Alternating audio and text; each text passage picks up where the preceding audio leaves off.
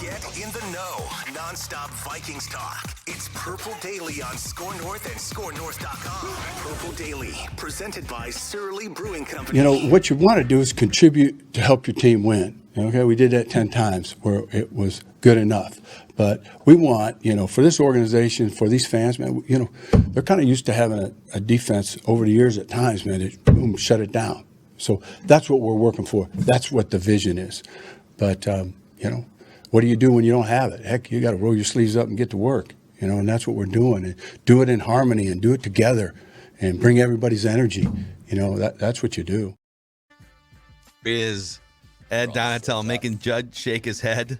He's a brilliant sleeve roller-upper, yeah. Talk about a guy I don't trust what he's saying. Like, you're not lying, but he's a good guy. He's a great guy, but I don't trust. But my key to life is this: the person talking. Do I buy into what they're saying, or are they saying something where I feel like the people in the room are like, no? You sound like the Purple Daily YouTube commenters when they see my hot takes on Monday. Purple Daily YouTube commenters hammered Declan for putting it on KOC.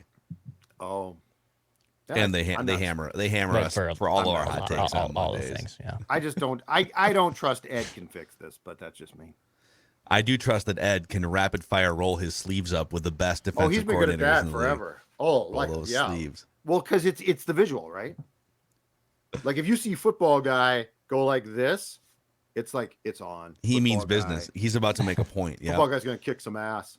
Well, all due respect to Ed, but we don't care what you have to say today because Thursdays are for the state of the Vikings offense here on Purple Daily. Daily Vikings entertainment, where we just want the Vikings to win a dang Super Bowl before we die. And thank you guys multiple times this year. You have helped this podcast chart among Apple's top 10 national football podcasts, and we greatly appreciate your support. Even if you hate listen or hate watch us on a daily basis, thank you, I guess, for keeping this show alive for another season. So before we get into the state of the offense here, let's shout out our friends at TCL.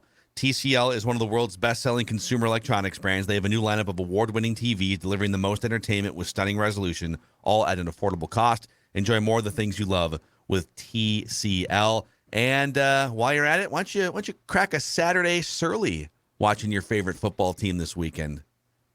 There are some things on PD that people might hate. Declan, Phil, Judd. But you know what you can't hate? You can't hate any beer from Surly Brewing because it's too good. It's too great. And that includes the Furious, the Logic Bomb, the Before I Die, the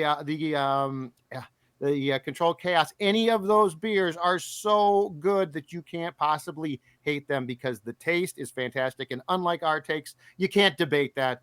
Surly Brewing. And of course, and we always appreciate this, when you are drinking a Surly, show us your cans on Twitter at Score North, at Jay's Olgad. We always love to see the Surly that you're sipping on because you might hate us, but you got to love the beer. I love how Judd just did that read specifically for the haters who are... I want the hate. You know what? It's a family. There's problems. Families have issues, right? You're like the drunk uncle. And there's kids that hate their parents. They hate their extended relatives. I don't know. But those kids, they're still part of the family. You're part of the Purple Daily /Surly family. Yes, and you are welcome. You are welcome. All right, state of the offense time here, boys, where we do the overall snapshot, kind of where they stand relative to the league, and then we dive into 4 key or interesting categories of note or themes of note, at least of note to me, because I'm the one that does the nerdy deep dives here. We'll get to a random Viking of the week later on in the show, but the overall snapshot here, boys, here's where they rank. 19th in yards per play, 18th in expected points added, which is sort of an analytical measurement of their offensive process. Same thing for DVOA, Football Outsiders. They are 18th. So in yards per play, 19th, and then in the 2 analytical process measurements, they are 18th and 18th. But they are 10th in points per game. It's been a roller coaster ride path, but once again, the Vikings have a top 10 offense. Oh, Stella, get the flag. Stella, give me the flag. Unroll it before you get it. That's right. There you go. One of the top 10 offenses in the NFL, at least Gonna blow scoring in the wind points. right there, huh? How about that? Enthusiastic flag waving. The way they get there isn't always pretty. Sometimes they disappear for the entire third quarter. Sometimes they don't have a run game for 3 hours, but they are one of the 10 highest scoring teams in the NFL. Interesting. Something that I think that only happened like maybe once under Mike Zimmer, maybe twice. So probably a credit to Kevin O'Connell that, hey, it's going to be kind of rickety and bumpy and Too many 3 and outs. a lot of 3 and outs, and your process is weird, but you're still squeezing points out of this thing. And a credit to Kirk for continuing to just fire the ball down the field, when he's getting hammered. And that's that's the first category. I know. It's called tough as nails. Kirk Cousins has taken more hits than any quarterback in the NFL. 67 hits so far this year. That's already more hits than he took all of last season with a month's worth of games. He took 65 hits last year. He's taken 67 this year. The next closest is Justin Herbert, who's taken 61 hits. To put all this into context, Jalen Hurts has taken a third of the hits that Cousins has taken. Trevor Lawrence, Josh Allen, and Aaron Rodgers have taken half the hits that Kirk Cousins has taken this year. So it's been a thing. And for him to be getting hit that often and still stand in there and make some of the throws that he makes on a weekly basis and still hunt down the field for Justin Jefferson, major, major credit. He's been pressured at the 9th highest rate of any quarterback. So he's getting hit more often, per snap than pressured. But I just, how can you not look at him? Is he perfect? No. Do I still have questions about how far a Kirk Cousins led team at the price point that he is taking up on your roster can go? Yes. But do I or we question his ability now in 2022 to be tough and hang in there and make throws down the field in the face of pressure? Boy, you got to give him huge credit for that this season. And this is an area where we've never questioned him because he plays every game and he gets up every time. And since he got here and going back before that to his time in Washington, I mean, he's never missed a start because he's been hurt. COVID, yes. He was rested for a game when the playoff position was clinched in 2019. Here's the difference, though. So previous to this year, that stat was always impressive. Availability is the most important thing. If you can't play, you're useless. But the most impressive thing to me in 2022 is this one. And this is where O'Connell and Kirk together get credit. I really feel like O'Connell has helped Kirk improve his pocket presence. So he's not only getting smacked, but it feels like, and I don't know if this stat is there because it's probably very subjective, but it feels like I've never seen Kirk make as many plays and throws when he's about to get hit. And he has, yes, he's lost the ball a few times, but I went through the play. I think it was Sunday's game against Detroit, where he was about to get hit. He somehow evaded the defender, stepped up in the pocket, no question about it, shuffled up, which is what we've been asking for how long, and made a throw. So where it's changed to me is 2018, 19, 20, and 21, he was tough, but there were times where I'm like, he held on to the ball too long. He got sacked. He fumbled. It feels like now he's not only being, to quote your thing, tough as nails, but he's making plays out of that. And that's a step that we have been clamoring for. And I think, in fairness, we're getting now. Mm-hmm. He's much, I think it's a fact you can say compared to the first couple years of his Vikings career, I think he's less skittish. And I think this next stat, it's all in the same category here of tough as nails. I think it proves it. So his first 2 years as a Viking, 2018 and 2019, it felt to me, and I criticized him hardcore for this, it felt like anytime there was a semblance of pressure, he would just kind of bail on the play, or he'd immediately check it down, or just, I don't want to, not that he's not tough, but like, I don't want to get smoked, right? Absolutely. And so his first 2 years as a Viking, he took an average of 35 hits per season. Like I said, he's at 67 already this year.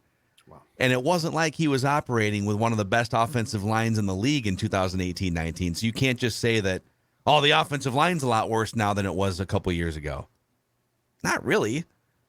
Like, look at the pressure rates and stuff. Like, so to me, this tells you that, and some of the film breakdown that Boone does with us on Tuesdays in the Trenches episodes show this.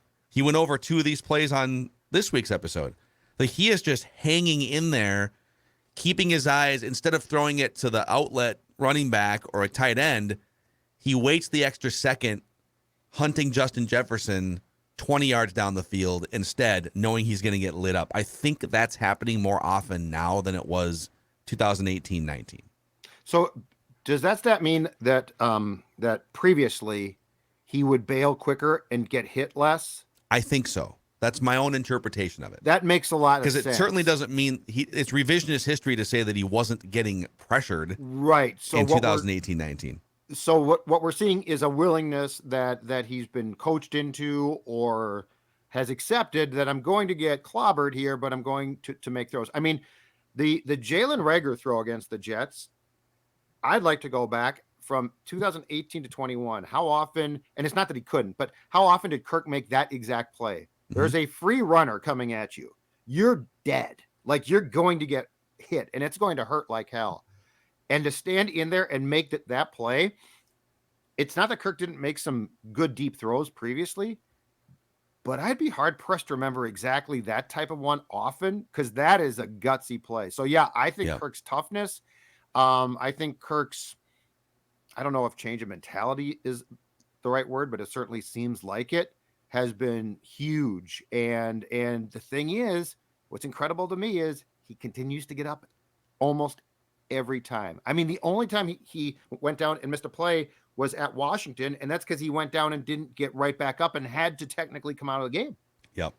And then he just came right back in after he coughed up a little blood, wiped it off his chin, and then came back in for the rest of the series, the rest of the game. So yeah, I mean, tough as nails, man. He's been tough as nails. Again, has he been perfect? No. He's, even after that big game against Detroit, you look at like where he ranks in terms of QBR, yards per attempt, EPA, he's not in the top 15. But then when you go to like fourth quarter EPA, QBR, some of that stuff, his performance definitely gets better. Let's get to the second category here, and it is entitled, Is Dalvin Cooked? I love it. It's very Zolgadian of you.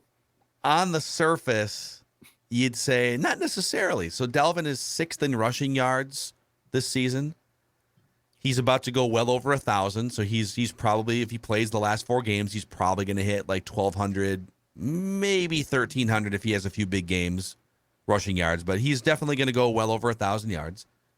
17-game season, I get it, but not a bad season from a yardage perspective. And he already has 8 touchdowns, so he's probably going to hit double-digit touchdowns. So, right? No, pretty good. However, if you dig a little deeper here are 6 semi-red flags, if not full-on red flags. He ranks 15th in yards per carry. He's having his worst season as a pass catcher, only 5.9 yards per catch, which is the lowest of his career. He also has a few drops, which have shocked me. Yes. Not as good a pass catcher as I guess led myself to believe. He's had 4 absolute train wreck games in terms of just like lack of productivity. 4 games where he has averaged 2.5 yards per carry or less. 2 of those 4 games, he averaged fewer than 2 yards per carry, including what was it, like 15 carries for 22 yards or something against the Lions. Yeah. And of course, some of that is offensive line, but he's had some bad offensive lines before, and he still finds a way to like spin his way out for 85 yards, Yes. He only has 10 broken tackles this season. Now, broken tackles are different than missed tackles. Mm-hmm. A broken tackle is you're kind of in the grasp and you break out of it. A missed tackle could be a guy dives and whiffs. So he only has 10 broken tackles. He had 33 of them just 2 years ago. Which is why he's got 10 now. Yeah, part of it. That takes a huge toll on your body. He ranks 18th in yards after contact per attempt. So once he gets hit, he's just not, he doesn't keep going as often. Mm-hmm. And then he only has 8 runs of 15 or more yards on the season. So just like the explosive, big chunk gains are not, that ranks 16th, by the way, in the NFL. So there's a lot of underlying. Yeah, he's gonna hit 1,000 yards. He's gonna be like top 6 in rushing yards probably. he's going to score 10 touchdowns. But when you dig a little deeper, a lot of stuff trending the wrong way for Dalvin Cook, unfortunately. And I think the most important thing is next August, he turns 28. And I mean, Phil, we talked about this way back in the day with Peterson. They got hammered for it, by the way. Yeah, we did. You guys are negative. Well, we want the team to be better. So haters, absolute haters. But the fact is, there is no debating. Number one, as a running back, especially a high usage one, which Cook has been, nears 30, they decline. Now they can keep playing and they can ignore the facts, but they do decline. And the second thing is, and we talked about this on Mackey and Judd today as well. Dalvin Cook's contract is a very big contract to inherit for a front office staff now that probably thinks very differently about that spot. But yes, I think what you just went through, because a lot of those stats that you just read off clearly a couple of years back were Cook's strengths, and now they're going off the cliff, and it's not surprising. So I would say this: Dalvin might not be cooked, but you're going to want to take him out of the oven and put him elsewhere before he is fried. Yeah. That cliff is ugly, man. The running back cliff is ugly. I know. It's always so hard too when you're dealing with, go back to Peterson. Peterson made it a little easier when he took a tree branch to his 4-year-old and people were like, "Oh, okay. Yeah, we're probably good on this now. Probably don't need that." Hey, we can cut you now. Just say goodbye to him now. Yeah. And so, for Dalvin, from just an on-field standpoint, it's like, okay, he's not going to just like magically become better probably once they start going downhill. And there's probably some examples, but I don't think injuries are the reason why he's having some erosion here. So they're going to have to take a hard look. This Ty Chandler is a really interesting prospect that they drafted out of North Carolina in the 5th round. And Alex Madison's always been interesting, but he's another year older and becomes a free agent. So he's going to cost you. Yep. They're not going to pay him. So that running back room could look really different if the team decides we're not going to re-sign Madison because he's going to get paid elsewhere, and we feel like a 28-year-old Dalvin is cooked. What does that thing look like next year? Kene Nwangwu's not a guy that's been he's been a special teamer even exclusively going back to Iowa State. So, are we looking at a situation where Ty Chandler is legitimately the starting running back next year? Like, there's a chance that could happen. Or they sign one cheap. Yeah. I'm willing to bet like Latavia. They signed Latavius after Peterson was gone. I'm willing to bet that the leading rusher on the 2023 Vikings is not playing, has 0 carries for the team this season. It might be Chandler, but they might bring in 4 guys. It's just the most disposable spot where you could actually find guys. But the key is to milk them and cut them. Yeah.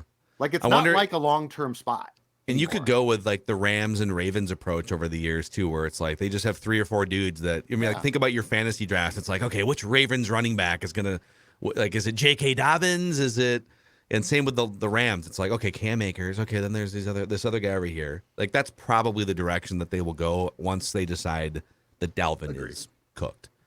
So before we get to the 3rd and 4th categories here, a shout out to our friends helping us be less bumbling around the house. Finch Home Solutions, Judd. That is right. And in fact, so with Finch, here's the thing. There's a lot of DIY stuff, right? Do it yourself at home, right? There's a lot of things that you can do on the weekends and blah, blah, blah. The electrical system in your home is not one. And the answer is this. It takes only one call to Finch Home Solutions to get any electrical issues in your home solved. Christmas lights, not working right now. That's a possibility. Finch Home Solutions takes. Did you try plugging them in first? Yeah, well, no, but you plug them in and they don't work, and you're frustrated, and you're like, "Why doesn't this work?" Don't fix it yourself. Call Finch. If you have flickering lights, which can be an issue, Finch Home Solutions has the solution. Don't wait until something goes wrong. Finch is offering a free home safety inspection to all of our Score North family out there. Be sure to tell them that you heard about Finch, of course, on Score North. That helps us. There are special deals right now for you out there. Just again, tell them that you heard about Finch on Score North. FinchHomeSolutions.com, or you can call them 612-357-2604. FinchHomeSolutions.com. Don't do it yourself. Call Finch Home Solutions. A shout out to our friends, too, at Federated Mutual Insurance Company, helping us for a number of years here at Score North as we build our business and helping countless businesses inside and outside the state of Minnesota since 1904. These are some of the best people in the industry of helping to protect businesses. Risk management tools and resources galore. You can read about them at federatedinsurance.com, where it's our business to protect yours. Okay, we dive into the second half of the state of the offense here. This category is a question. How can the Vikings be more explosive? So I want this to be a problem-solving exercise here. So right now, and the Fox broadcast put this up on the screen. I couldn't remember what the exact numbers were before the game, but the Vikings were like 28th, I think, in explosive plays offensively. They did have a few against the Lions, for sure. They had some big pass plays. But by my count, according to NFL.com, the Vikings have just 43 explosive offensive plays this year, defined as a 20-yard gain or more, which is bottom third of the league. It's not dead last, but it's like fringe bottom five. Mm-hmm. So 43 explosive plays. The Chiefs have 70. The Bills and the Eagles have 60. So the teams that are really putting up points and really landing haymakers on opponents, it's an extra big play or two or three per game that helps them get there.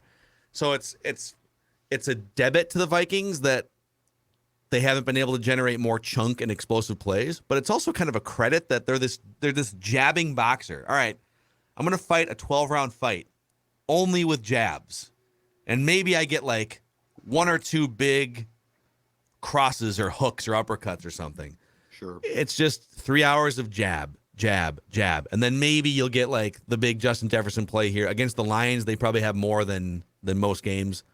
And they're still able to be a top 10 scoring offense because they've been pretty precise and just, all right, we need an 11-play drive right now. So here's an 8-yard pass to Hawkinson. Here's a 5-yard run by Dalvin.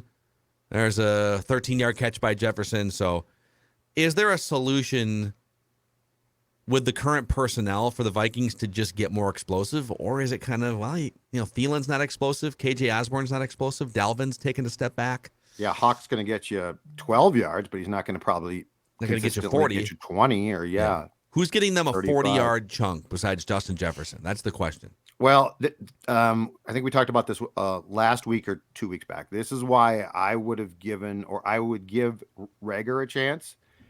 I think the bottom line is this. You need two receivers who can run go routes, who can take the top off. Jefferson can, but he is the focus now.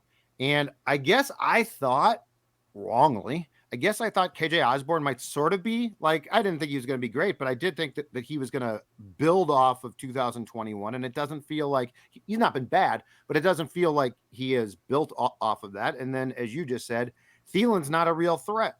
They tried to go deep to him last week, and he just can't outrun guys. It's not his fault. He's just old and slow, and he's hurt. She's old. You can't take his hold. She's look at her. She's too old. Too old. Yeah, Thielen's too old. So with the current personnel, Reagor just intrigued me because he can run, but I don't think because there's this is not Kevin O'Connell's plan. It's not like O'Connell said, I hope we don't get explosive plays.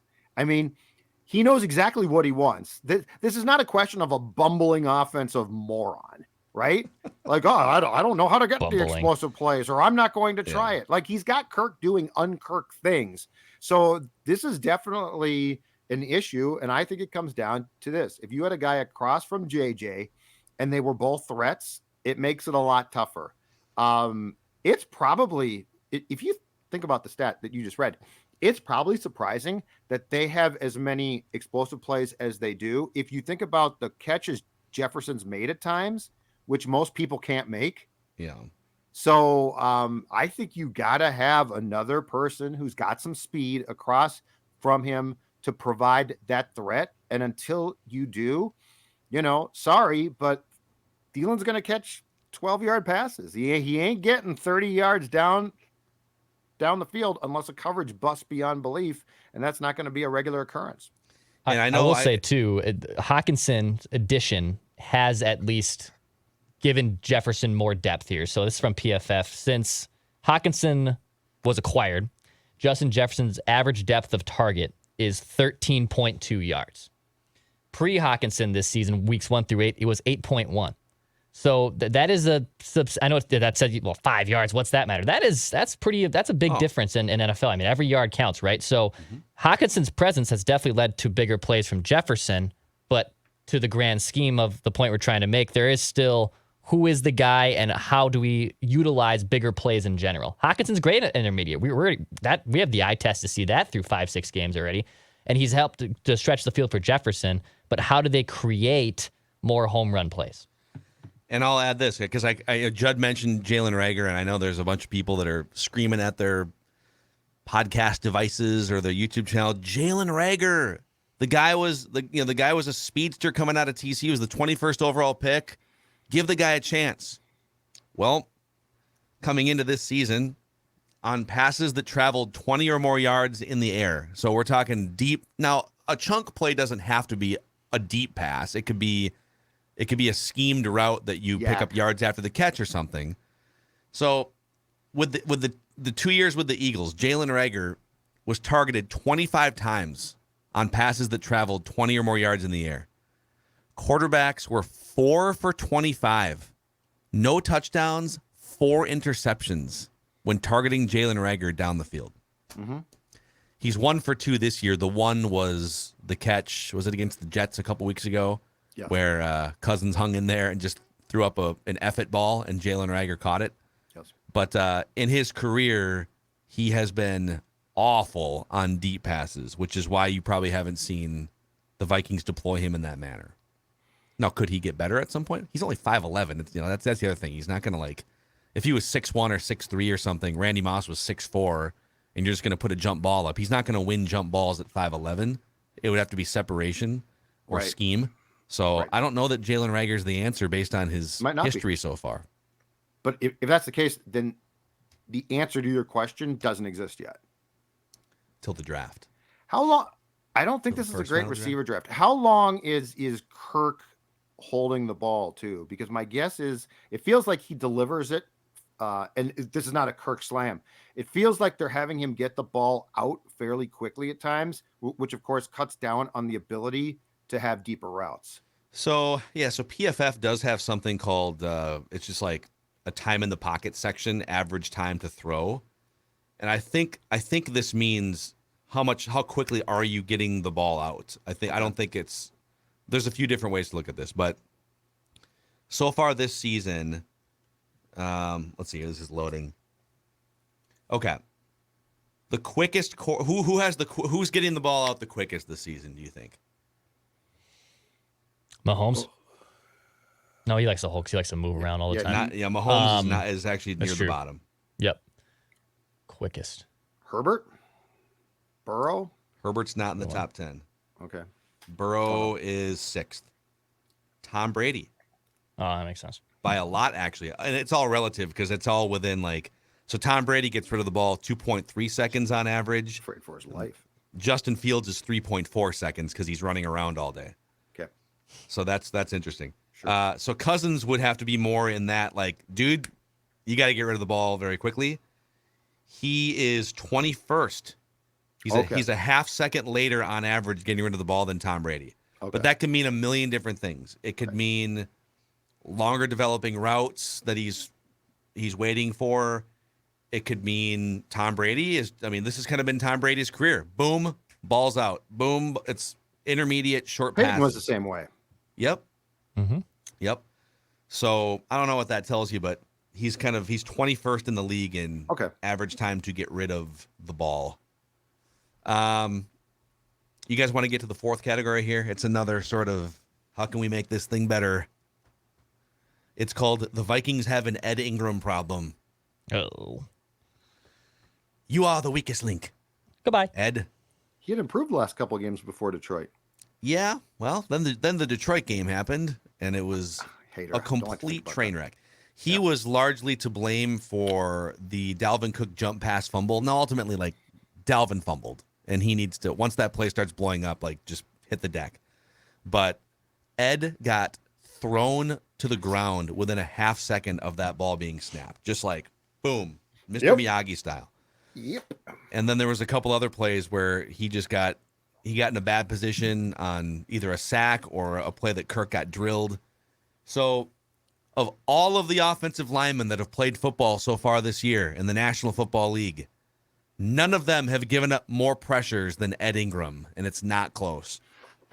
So Ed has allowed 49 pressures. The next closest has allowed 40. So he is by far leading the league in pressures allowed. He has also allowed, I'm going to bring somebody else in here for collateral damage. Ed has allowed 14 hits of Cousins this year. The next closest is 9, unless you count his teammate who has tied Ed for the most hits allowed, Ezra Cleveland. So if you rank every offensive lineman in the league, every position, center, guard, tackle, Ingram, 14 hits allowed. Cleveland, Ezra Cleveland, not the Browns, but Ezra Cleveland, 14 hits allowed. The next guy is 9. Now, Ezra's been better overall, and he's been a road grader in the run blocking game. But the Vikings haven't totally solved their interior pressure issues with the incumbents. Let's just put it that way. What is Boone's take on those two players? Boone does such a great job of pointing out like the mechanical issues that those guys just get. Oftentimes, those guys get over leveraged. Like they will get into a bad position, or they will, like, there was one in particular, and of course I'm explaining this on behalf of Boone, who does it 100 times better than I could. But one of the general principles of being an offensive lineman in pass protection is you want to be sort of parallel with the line of scrimmage. You don't want your body to be 90 degrees perpendicular to the line of scrimmage, because what happens is a lot of these teams are running stunts or twists. Mm-hmm. If that happens, and so you've engaged in your guy, mm-hmm. and now your body is turned 45 or 90 degrees to the line of scrimmage, so you are now sideways to the line of scrimmage, but there's a defensive end coming over the top through the A gap, and your back is now turned to him. That happens all the time with the Vikings, where it's not necessarily Ingram's guy directly that is getting the pressure. It's a twist. It's a defensive end that's coming around, but it's not your job to just block your guy. It's your job to block your gap. And so Ingram will oftentimes, he will either like overextend, his leg and get out of balance, or he will be turned perpendicularly to where he's supposed to be. So he blocks one guy, but then he's screwed when the guy. You're supposed to sometimes block two guys on one play. Right. You block this guy for 2 seconds, hand him off to the tackle, but now you got this guy coming in on a twist. Football. And it's a problem. Dude, by the way, look at me right now. Makes perfect sense. Alex Boone has just elevated my knowledge. It makes perfect sense. Seriously, it does. Yeah, he breaks all this stuff down on these Tuesday, Wednesday morning Trenches episodes. So it's bad. Is it? So he's one of the worst offensive linemen in the league. Is it too early to call this a whiff draft pick? That's what I was going to ask. Is it? Yeah, I don't know. So really bad. So the question is he just bad, or is he benefiting from trying to learn? Although, I will say this, you do see draft picks at guard step in, and they're not always first round picks and play well. I know. It's trying to use the draft excuse is sort of lame. Yeah, first of all, it's not completely unheard of for rookies to come in and just be good or average, right? Not third round pick, right? Or no, second round. He was a second round pick. Okay. Yes, it is not unheard of at all for a second round guard to step in and be very solid. Yep. Now he has made up for. He's been a decent run blocking guard, so it's not like a total loss. I say that. Bradbury was a decent run blocking center before, but he sucked as a pass protector. Yeah, but you shouldn't have to give up, right? So of the 91 qualified guards this season, Ed Ingram has the 79th grade on Pro Football Focus. But the guys below him largely have been benched or are just like backups that have come in. Yeah. So among starters who've played all 13 games, he's one of the 2 or 3 worst guards in the league, and he's given up the most pressures. So. Yeah. It's And a problem. I also think this, when we're talking about offensive linemen and run blocking, like your assignment is your assignment, right? And you complete the block, hopefully, or you don't. But pass protection, as you just explained, Phil, is far more nuanced because it's twists and it's holding up for an extended period of time potentially. So like the run blocking thing to me is, and I'm not denigrating guys who are good, but I've got to think pass protection has a lot more responsibility and a lot more long-term. You've got to hold that block. And then, like you said, if there's a twist, you got to pick that guy up. You can't be spun around. Yeah, it's a lot of mental stuff. Boone was explaining to me too, and I can't remember if this was on the mic or off the mic. And he trains young offensive linemen, and one of his mentors from back when he was a young player, he said there's so much calculus that goes into it as a pass protector, and that you're literally compartmentalizing percentages of weight and energy that you're devoting to certain things in the 3 or 4 seconds that you're okay. So ball is snapped. I need 60% of my weight to be over here, but throwing 70% of my right hand into this guy and looking over here to the left for a twist. It's like sometimes we think these guys are just a bunch of big, dumb 315 pounders. They have so much on their mind, both for like what the defense is trying to do and for what they're trying to do mechanically to try and not get forklifted off the line of scrimmage. So it is a really hard job. You can't just be a big guy. Just be a big guy. It's like, no, man, they are sumo wrestling every single play. And it's all about leverage and figuring out like, okay, is this guy coming? Is he not? If this guy's coming, now I have to do this. If this guy's not coming, now I have to do this. But they all have to be thinking the same thing. So you want to give a little bit of leeway to a rookie to try and figure this stuff out. But some of the stuff that Boone's pointing out is more mechanical, just like the same mechanical mistakes that he's making. It's not like, oh, he failed to identify this guy. It's like, no, he identified him, but he was positioned the wrong way or something. So in the age of fantasy football and Madden and just being obsessed with wide receivers and quarterbacks and even like defensive ends and players getting sacks and all this stuff, as I've gotten older, and I think as a lot of other people get older, you really do start to appreciate offensive line play and how it's just incredibly unsung heroes that are so good at it. It's honestly the only position I think in all the 4 major sports that there are some unbelievably generationally great players, and we don't talk about them. Correct. We don't even know some of them because they don't score touchdowns. They don't get sacks. They don't do anything flashy. They're big dudes that are supposed to just protect the quarterback. But my God, there are probably dozens of offensive linemen, and I don't think I'm underselling that are very good players that we don't even know who their name is. We don't know who they are. There was a play, and sometimes it goes both ways where, because we've talked for years on this show about sometimes quarterbacks make the offensive line better by doing certain things or communicating in certain ways. And of course, it always gets thrown back, and it's like, oh, now you're blaming Kirk for the offensive line. Classic. Blaming Kirk for the... It's like, no, there was actually a play in that Lions game. It was, I think it was like a 20-yard completion to Justin Jefferson, where Ezra Cleveland gets beat right off the block. And so Cousins drops back, and Cleveland gets beat, but kind of recovers. He gets bull rushed and then kind of recovers just enough to like put a body between. He's getting pushed back, but he kind of like shifts his body so that there's at least a little more resistance as the right hand reaches toward Kirk. And then what Kirk does is he moves over and up 2 steps. Like the horse, like what's the horse chess piece?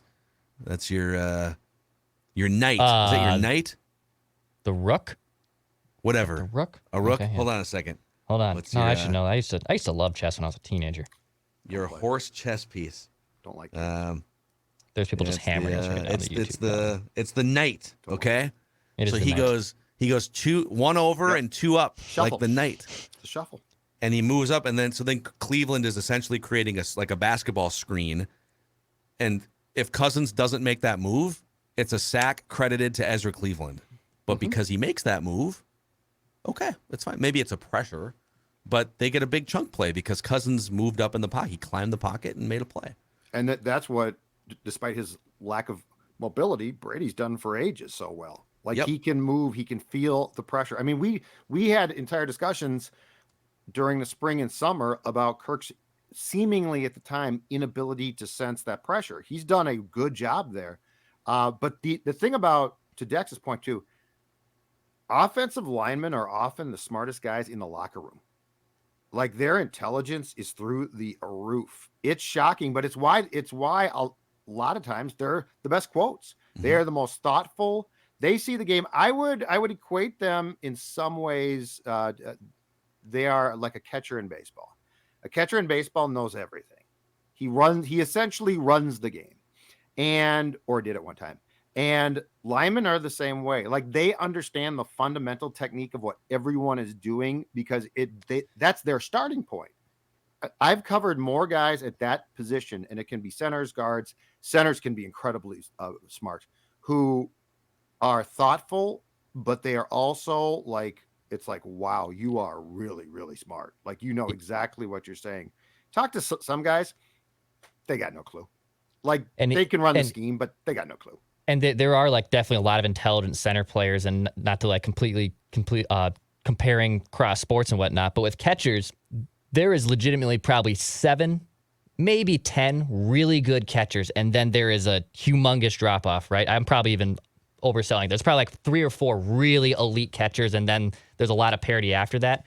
I think there are dozens on dozens of really good offensive linemen, like where the whole, and I know there's 5 positions on the offensive line compared to 1 catcher in baseball, but there are so many linemen that are really good, and we just have no idea how to identify them. It's kind of, or we don't give them the praise, I guess, that we do for other players in positions. Fantasy football for linemen based on PFF grades. Let's start the league next year. We should do it. Yeah, if you get, it's like if you give up a pressure, it's a minus point or something. So you're just looking to, all right, we're going to get into, there you go. There's your state of the offense. Just a deep dive into offensive line play there. We're going to do a random Viking of the week here, where it's the birthday boy, Declan Goff. That's right, celebrating 30 years on Earth.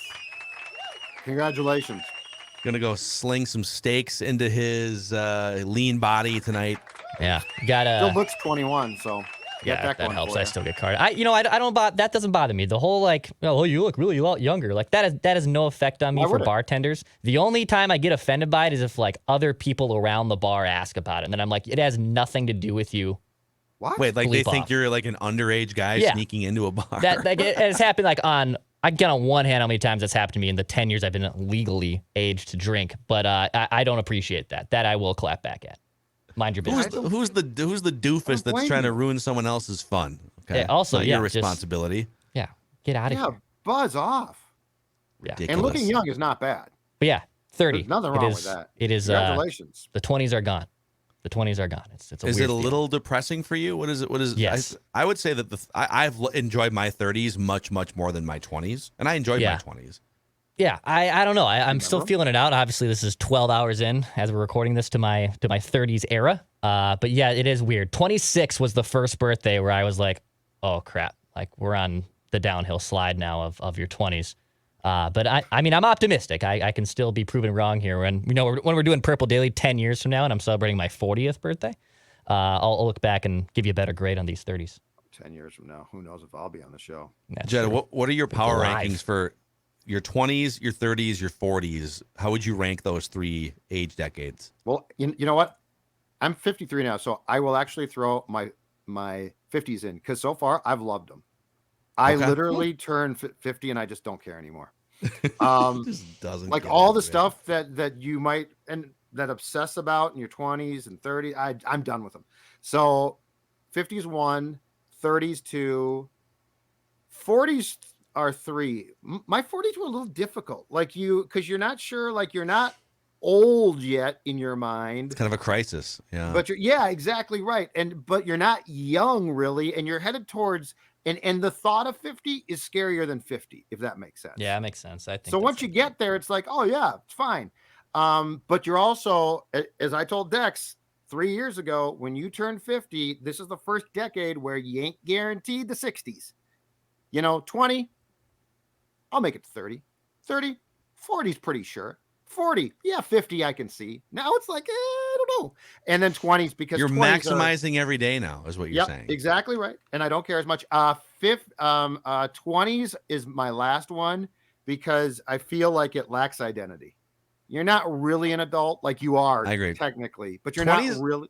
20s are great in some way, but they kind of suck also, Well, it's like being turned loose. It's like if the drinking age was 15. because it's like you're still not It's an interesting mature comparison. because you're not mature yet. So like you're doing these things that you're like cutting loose, but you're supposed to be an adult. It's just a very confusing time. It's not that it's not fun. It's just confusing. It's the decade to kind of still make some mistakes and take more Right. riskier decisions, right? But you're expected to be an adult, which is like I prefer not to have that expectation of me. Even at 53. Oh no, I'm sorry. No, back in my 20s. Okay. I'm saying like when you're 25, 26, you're still screwing up, but but you got a job and you're expected to be an adult, and it's like you're not really comfortable with adults totally yet. Like at 24, a guy my age, I still see as an elder, like almost a mister, right?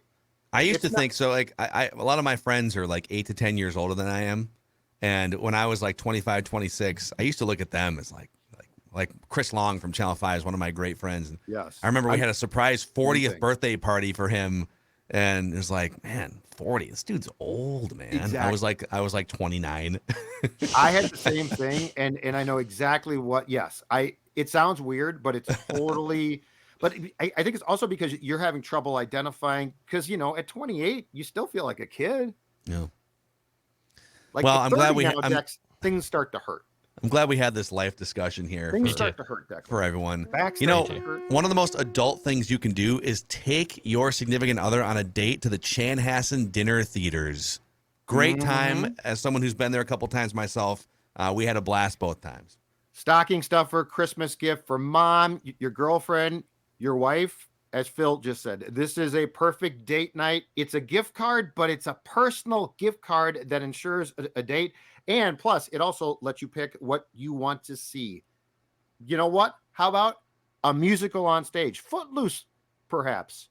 Don't like that idea? How about a concert series, tribute concerts, the Eagles, Fleetwood Mac, Sinatra, Patsy Cline. If you're into comedy, the Comedy Improv Show with Stevie Ray's is a blast. And on this date, you also are going to get a great meal, steak, prime rib, or, that's right, the famous Chicken Chan.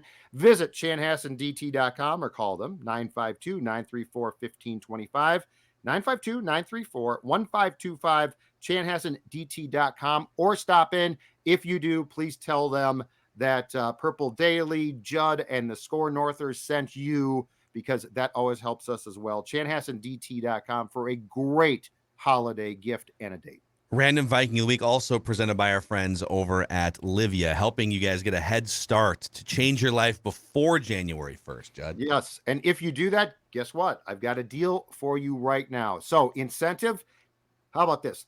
An award-winning program from our friends that saves you 50%. That's right, 50%. Now, here's the best part. I dropped 40 pounds more than a year ago now, but I'm keeping it off. So this is not just about a diet. This is not a diet. It's a weight control program. It's a lifestyle change, but it is one for the positive. Imagine that you get to springtime and all those clothes that don't fit now, they fit. You feel great. You look great.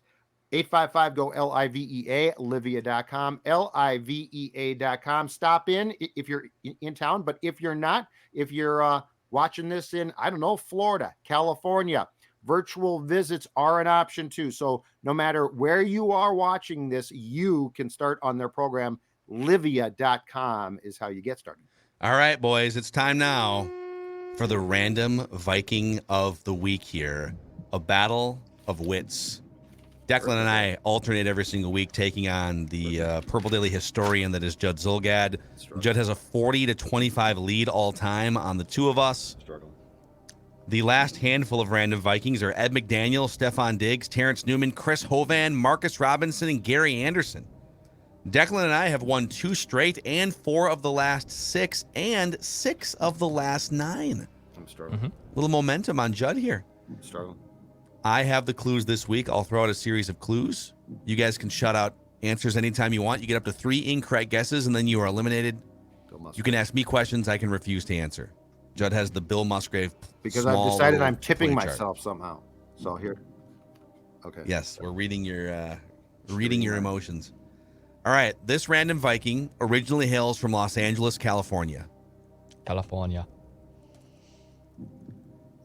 He was the middle child amongst 6 sisters. Oh, wow. Some interesting genetics there. Okay. His father, Harold, died of liver disease, sadly, when he was 7 years old, and his mother, Pat, was a nurse. So because his dad died at such a young age, this random Viking learned to cook, sew, iron, and housekeep to take care of the family. Or to help, anyways. Nice. I'm not even going to write that one down. Okay. I ordinarily write your clues down. I'm not going to write that one down. This random Viking was a one-sport athlete in high school.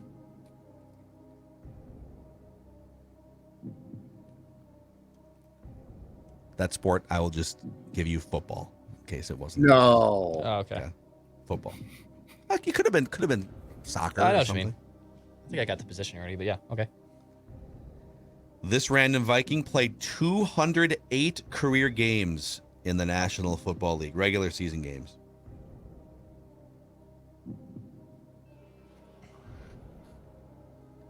This random Viking played college football in the Pac-12. After dark. Pac-12. So he stayed home. He stayed close to home to help his mom. I would say no, he did not. Okay. Couldn't stand his family. Couldn't wait to get out. Bad guy. We're talking about bad guy, bad son. Let me Got see sick here. of I ironing. just want to see here. Got sick of cooking. Definitely. I mean, let's just say he wasn't exactly walking distance from home where he went to college, but same time zone. Called home a lot. Sent letters to home. Goes Dear back and Mom, forth, retracts it, football goes as back well. in, The retracts. mac and cheese is in the cabinet. All right, this random Viking played in 10 career postseason games.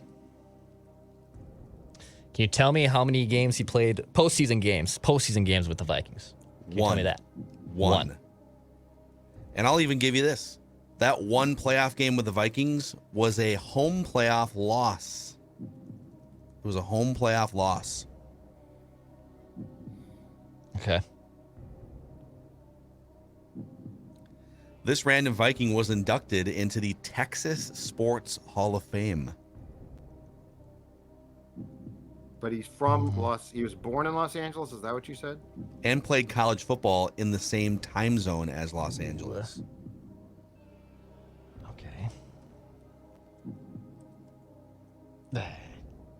Okay, so he grew. I'll take a guess. Oh, we got a guess. Here we go. Oh no. Sorry. No, he did. No. I'm gonna take that back. Bullet 'cause back in the chamber. The Safety nine is playoff games. The nine on. playoff games as a non-Viking defeat that. No. Okay. Nope. I was gonna guess, but I'm not going to. I believe. Let me just verify here. No. On There the was only other one- the other playoff games all came with one other team. Okay. This random Viking was a Rose Bowl MVP. Oh, God. Okay. So this would have been home playoff loss. 10 play. So nine playoff games with another team, and then only Yes. one with the Vikings. Yes, that is correct. Did he play in another playoff game after the home playoff loss with the Vikings? That's a great question. I believe the answer to that is no. Okay. But he did play Okay. for several more years. Just Okay. never got Never back. made to it the back playoffs. to the dance. Never Oh. made it back to the playoffs. Nope. That's an SEC guy. Nope. Wow, you guys No. So no we're talking guesses about a yet. Rose Bowl MVP. Rose Bowl MVP and a 9-time Pro Bowler. 9-time Pro Bowl. What the hell? Hold on. So Ah. it's Lips are chapped. let's need Texas. All right. You want the list of coaches? Yeah. All right. Sniffing. Here it comes. Okay. Here's the list of coaches. Mm-hmm. Gunther Cunningham, I don't know what that is. Dennis Erickson, Dennis Green, Hugh Campbell, Jerry Glanville, and Jack Okay. Party. Okay, so Oh my God. this was Hold on. not. I thought I had the wrong team. So hold on a second. Gunther It's Cunningham. it's the Vikings. It's the random Viking of the week. What? Well, you No, I said had you had the wrong team. I had the wrong playoff loss. I know I know that there's only one playoff loss that I've basically can remember in my lifetime, and that was in 2015 with the Blair Walsh game. That was definitely not the only home playoff loss. That I remember as a Vikings fan.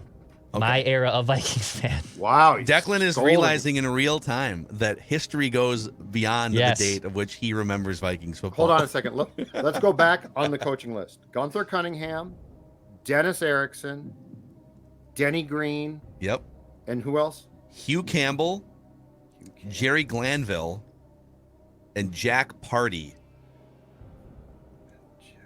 Okay, so This random Viking. Oh, wait, wouldn't have Denny. This random Viking. Let's see here. What else do I have for you guys? Is a Pro Football Hall of Famer. John Randall.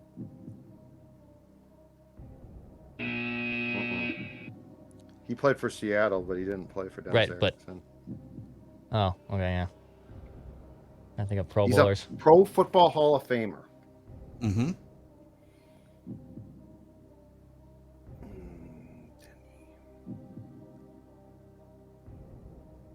This random Viking had 22 career rushing touchdowns in the National Football League, but 36 rushing touchdowns in his professional football career. Warren Moon? There it is. Good one, Jed. Warren Moon is the random Viking of the week. Woo-wee! Took you guys on a little journey there, huh? The only other clue I had written down was he was a 5-time Grey Cup champion. That would have probably given it away for Judd anyways, but he was a Grey Cup So he was champion. at the University of Washington, was the Rose Bowl MVP. And he's in the Texas Hall of Fame because the Houston Oilers obviously are the team that he played the majority of his career with. So Warren Moon. Glad Tyler Fornes was not either helping me or hurting me on this one, because he would have guessed this, I think, like in the second or third clue. I think you'll probably hear from him if he sees this episode. I'm sure he will. So, all right, there it is. It's your random Viking of the week, a battle of wits. Judd back in the winners column for the first time since Terrence Newman almost a month ago. Was Declan, that really you're a month ago? It was like 3 weeks ago. Yeah. Yeah. Time flies when you're 53. Mm-hmm. Never know if you make it to 60. Dex is already planning well for his night at Manny's Steakhouse tonight. He will be off the show tomorrow so he can nurse his birthday hangover. We'll I'll probably get AJ in here to help fly the plane tomorrow. And Okay, then Skeenum. Saturday Vent Line. Saturday, or less than 48 hours away from the Vikings' next contest. Vikings Vent Line right after that game is over on Saturday. We'll help you settle into your weekend. So thanks for hanging out with us. Daily Vikings Entertainment here on Purple Daily.